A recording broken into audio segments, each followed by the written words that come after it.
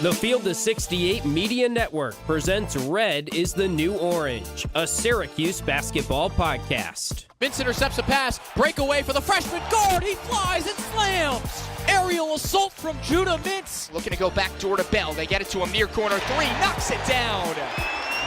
Chris Bell, the sharpshooter. Bringing you everything you need to know out of the 315. Up top, Williams surges ahead, up with the right hand and in. A pretty up and under move from Benny Williams to beat his man. Over to Taylor, he skips into the lane, puts up a floater, it drops in. Let's get it started with your host, Ian Unsworth and Johnny Gadamowitz. Happy holidays, Orange fam. This is Red is the New Orange. Ian Unsworth, Johnny Gadamowitz. Glad you found us in between bites of beef tenderloin, sips of eggnog, and who knows, whatever comes after that. Hope you enjoyed Christmas, Hanukkah, Kwanzaa, whatever you may be celebrating, and hope you're ready to roll into the new year with a Syracuse game against Bucknell this Saturday at 2 o'clock on the CW of all places. And the Orange have Wake Forest to really get ACC competition kick-started on New Year's Eve. That could be a really interesting one. But before then, the Bison. And Johnny, before then, we've got some other ACC news and notes to talk about. First and foremost, do you have a good Christmas? Fantastic Christmas, Ian. No beef tenderloin, unfortunately, on the plate. That would have been outstanding. But great Christmas, and I know you did too. Yeah, I ate a lot of beef tenderloin to put the record straight. That's great. And a good couple glasses of red wine on the side too. So when we look at the ACC this week, nothing much has changed. There haven't been many games. Most teams have off, right? You got the Diamond Head Classic, but other than that, college basketball is a bit of a standstill. And then we're recording this on Friday, December 27th, so everyone's raring up for the Holiday Bowl tonight.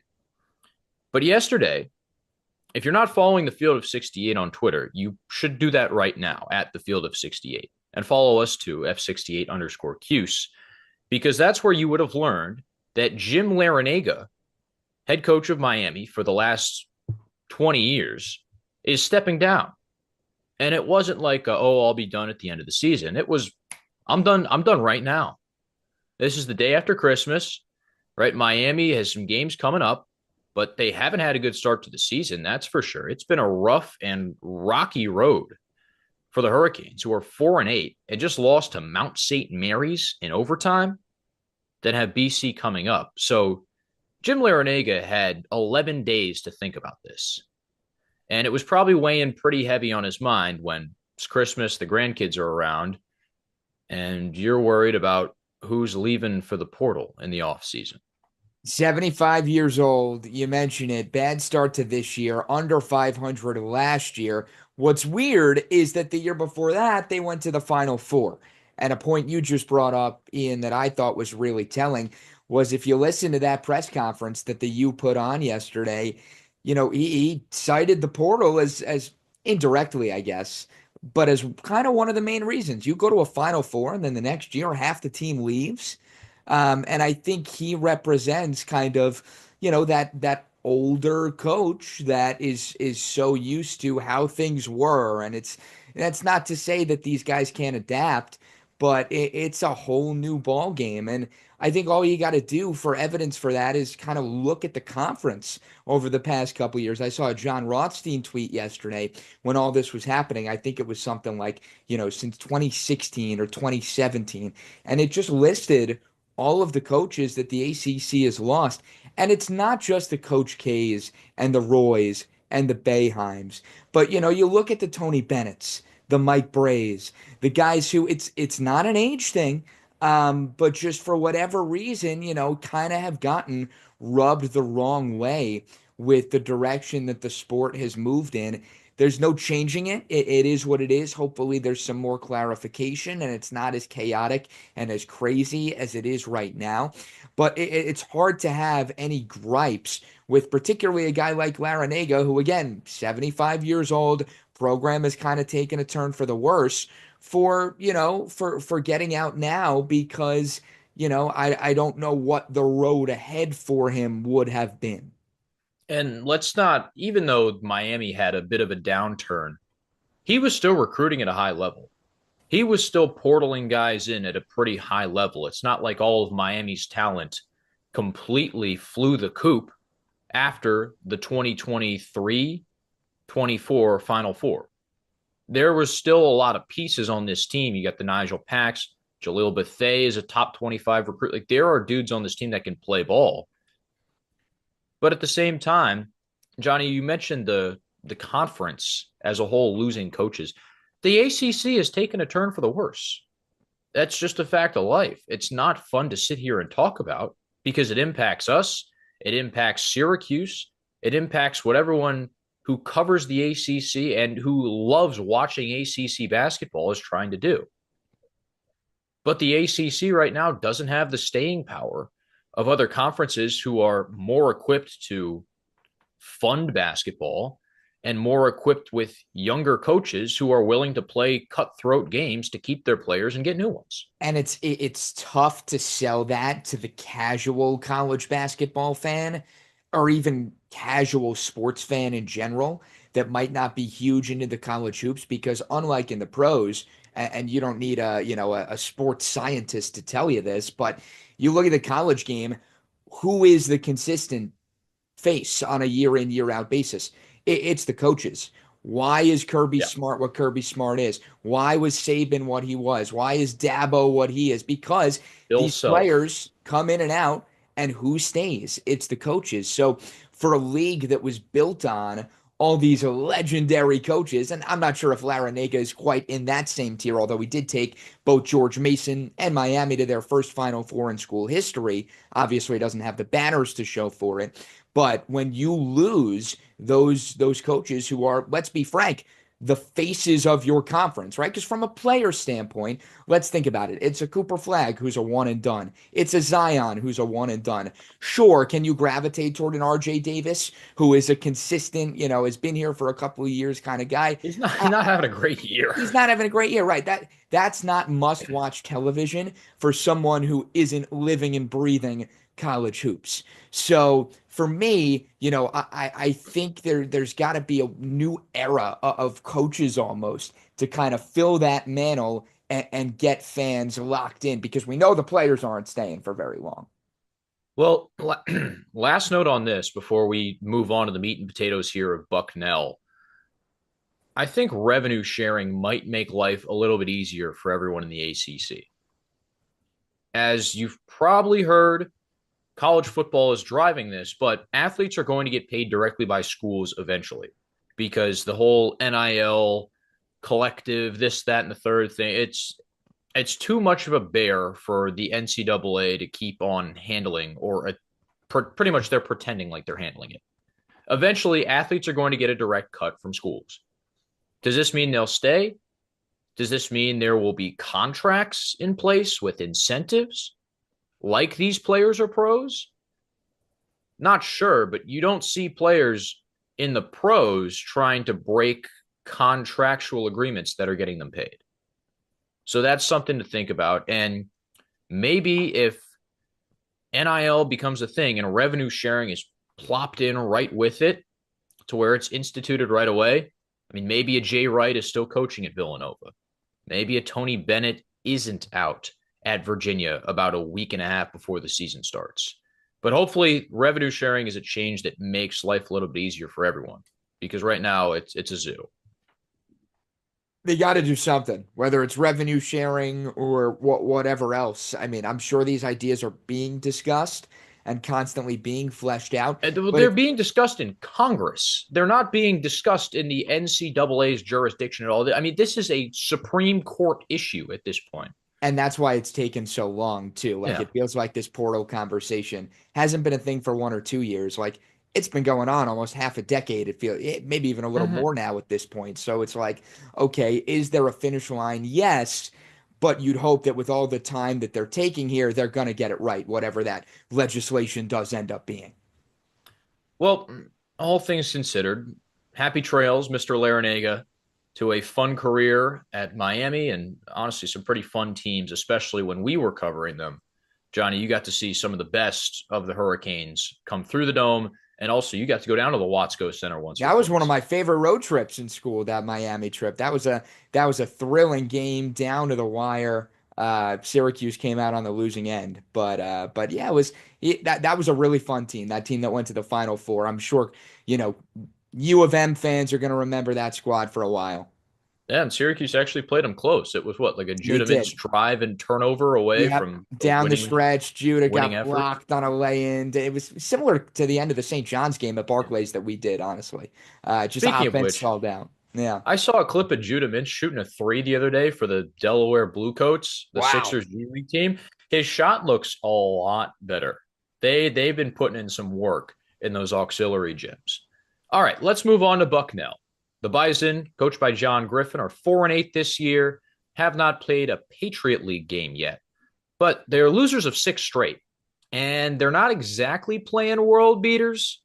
Last played Gonzaga, lost by 21. Also played Maryland. The score was 91-67, so that's just about as good of an effort as the Orange put out. But in between those losses, you've got L's to Radford, St. Bonaventure, Siena, and Ryder. They only scored 53 points against Ryder. Bucknell's offense in general, not great. But Johnny, they've got one player who really jumps off the page. First of all, because he's 7 foot. And second of all, because he's really doing a bit of everything this year. That's Noah Williamson. Born in Latvia, played his high school ball in Connecticut, and he could be a real problem for Syracuse. He could. He could. Just to tie the note on the low scoring offense, Ian Bonaventure held him to 47 too. So Yeah. when this team has struggled, it's been on the offensive end. But you're right. Williamson is the guy who can hopefully kind of buck that trend. No pun intended. But yeah, he's a 7-footer. So from a matchup standpoint, you wonder how the Orange are going to handle that. What I'll say is this, and this is a little bit more big picture. If this isn't a get right game here, I don't know what is. You got Yeah. conference play right after it. You're coming off a game where you got absolutely dog walked. You're going up against a squad that's in the 300s in Ken Palm offensive rating. So I don't care how you get it done. I don't care how pretty it is. But this is a game where, and not even just from a result standpoint, but these guys got to get some confidence back too, particularly considering the way the last couple of weeks have gone, with the U Albany game really being all you have to kind of hang your hat on over the course of the last month at this point, or at least that's what it feels like. You need a win. Again, even if it's ugly, even if it's closer than some people might think, just to say, okay, we can exhale a little bit. But to get back to your point, Ian, of what Bucknell kind of brings to the table, yeah, Williamson is interesting. The other guy worth noting is Josh Basco. He is their leading scorer, does check in at about 14 points per game. So again, they don't have anyone that's gonna, shoot the lights out or put on a show and can put up a 20-point game. So if you do your homework, and again, you think from a recruiting standpoint, Syracuse is going to have that advantage in size and athleticism. And, as long as they kind of stick to the game plan, I see no reason why this can't be a win. I mean, Basco is someone who is now a senior, kind of really broke out on the scene last year for Bucknell. But if you can contain him, if you can figure out a way to throw Williamson some different looks and just keep him on his toes, this could be a game where, the Orange kind of hopefully flex their muscles in front of the home crowd. Basco is the only player on Bucknell who's made more than 23s this year. So just like Syracuse, this team struggles to shoot the ball around 300th and 3-point percentage on the year at a 30% clip. Speaking of 3-pointers, by the way, this was probably supposed to be a homecoming game for Jerry McNamara. These schedules get put together long in advance. And obviously, GMAC is now coaching the Siena Saints, who also played Bucknell on the road this year. So sometimes these games aren't scheduled for, especially these smaller non-conference games, not scheduled for recruiting purposes. Oh, we're going to go down and show that we own this turf. And then they're not just buy games. They're scheduled for sentimental reasons as well. I mean, I cover North Carolina Central, which is a small HBCU in Durham, North Carolina. And they played a game in South Dakota this year because they had a player on the team last year who is from Minnesota and her family could come watch. Well, guess what? She transferred out. That's kind of how these things go. But honestly, that's not been the case for Bucknell. Pretty impressive. Their top 7 players are all guys that began their career with the Bison and have stuck it through with John Griffin for the past couple of years. And I mean, it's not like Bucknell's been world beaters. 2 years ago, 12-20. Last year, 14-19. So even through a coaching change, whatever Coach Griffin's got going there in terms of keeping the guys together, I mean, it seems to be working. And it's rather impressive, all things considered, because at the mid-major level, you don't see this, where guys have I'm averaging 9 points a game, 6 rebounds a game. I'm going somewhere else where I can get more minutes and play myself up to 12, 13 points a game. But having a core stick together, even though Bucknell's not great, it's impressive within itself. Yeah, they made it to the Patriot League semis last year. Griffin's somebody who was a legendary player at Bucknell. So from a culture standpoint, given the roster turnover or lack of roster turnover he's had year to year, you'd think he really has connected with these guys so far of kind of what it means to be a part of that program and kind of the standard that they have set. Griffin's someone who does have a little bit of an interesting backstory for himself as well. Did some work with the Indiana Pacers at the NBA level as a video coordinator after his playing days, had a stint over in Europe as well. So he's well traveled, obviously knows Bucknell well and knows this program well. And again, like you said, Ian, this Bison team, not world beaters by any stretch, but they know their strengths, and it's defense. Let's be honest. The strength of this team is not scoring the basketball whatsoever. If Bucknell is going to hang, it's going to be because they get Syracuse in some spurts, in some lulls offensively, where not really a whole lot is going on. I'm curious to see how the freshmen do from a Syracuse standpoint. What are you getting out of an Elijah Moore? What are you getting out of a Donnie Freeman in a game like this where they can really hopefully kind of seize the advantage with a couple of mismatches, maybe hit a couple early and get that confidence going? I feel like I've said it numerous times, but the hot start really is key. The sooner you kind of put your foot down and make sure that this has no business being a game, the better you are for it. On the flip side, the longer Bucknell hangs around, the more dicey things get, the more you could see it going either way down the stretch. We saw it with UAlbany, close game for about 6 minutes. Then Syracuse pulls away. And even though it wasn't a 25-point game at the end, it never felt like the Orange lead was in jeopardy. Right. Bucknell, same sort of system, smaller guards. Those freshmen, especially Elijah Moore, who's a bit taller, should have lanes to get to the basket after he was constantly cut off and taking awkward fadeaways and caught in these positions where he had to make decisions at a moment's notice against Maryland. So hopefully for Syracuse, this is a game that puts the Orange back on the tracks.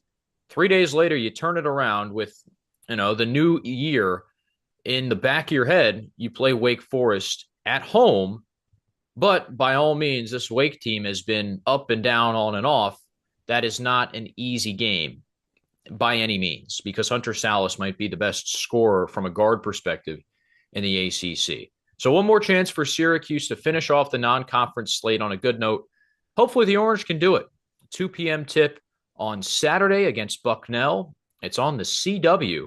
Tom Wormy and John Henson on the call. Very interested to see how that show goes, and very interested to see what the Orange put out and how the Dome crowd shows out.